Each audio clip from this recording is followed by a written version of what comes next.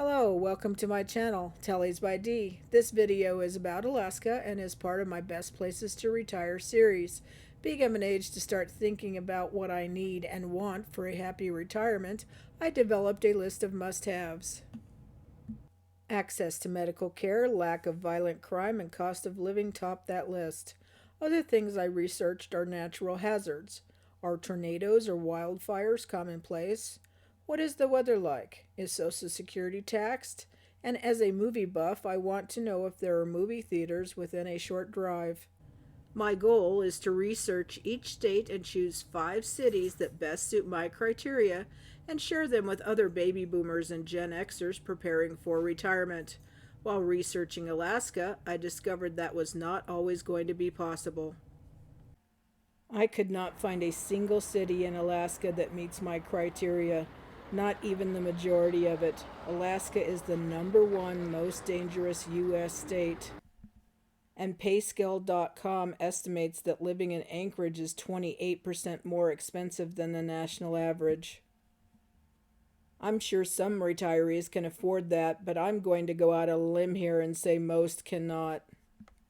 Alaska is a very remote state, and most things, including food and medicine, need to be shipped in.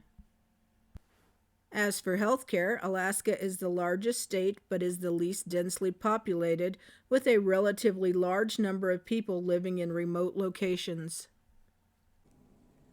Alaska is a land of extremes, both in weather and geography. 80% of the state does not have a road system, and therefore people are dependent on air travel, so when hospital or medical care is needed, it may not be accessible. On top of that, there are only 28 hospitals in the entire state. Medical care is easier to access in the larger cities, but much more expensive than other states. I can definitely see why some people are drawn to Alaska. I can also see the remote nature of living in Alaska working for some people. But let's face facts, at some point we all need medical care. Alaska's rugged beauty is undeniable, but with its harsh climate and long winters, Alaska is not a viable retirement choice for me. None of this is meant to imply that Alaska is a bad state. Does it have its challenges? Yes, of course. But should we write it off and sell it to the highest bidder? Absolutely not. For one, I'm looking forward to seeing the Northern Lights someday. I'm going to leave this video on a positive note. There are some advantages to retirement in Alaska. The residents bear the nation's lowest tax burden. The typical home value is slightly lower than average.